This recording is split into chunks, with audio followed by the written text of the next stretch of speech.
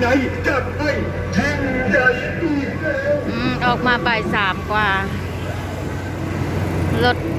ไอ้นั่นกำลังทำงานอยู่เครื่องจักรกำลังทำงานอยู่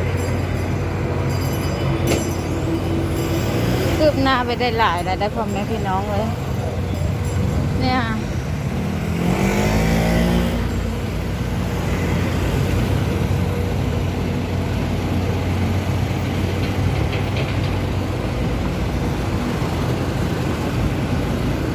รถเขามาจอดตรงนี้กันหลาย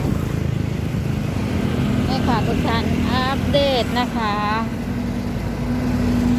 มีรถพุดรถเจาะรถโอ้ยครบหมดทุกอย่างหมดไหมนั่นท่านสมัยตะก้อนเอาพุดมือเนาะการก่อสร้างคนสร้างปราสาทที่เหลือนะเฮ็ดได้เนาะคนสมัยก่อนนะปราสาทแต่ขอมต่างๆนะที่เพิ่นสร้างแล้วก็เขมรเพิ่นสิญาติมาเอาของเฮาอะนะตอนนี้สถานการณ์โหนกระแสพวกแม่พี่น้องเลยเนี่ยค่ะ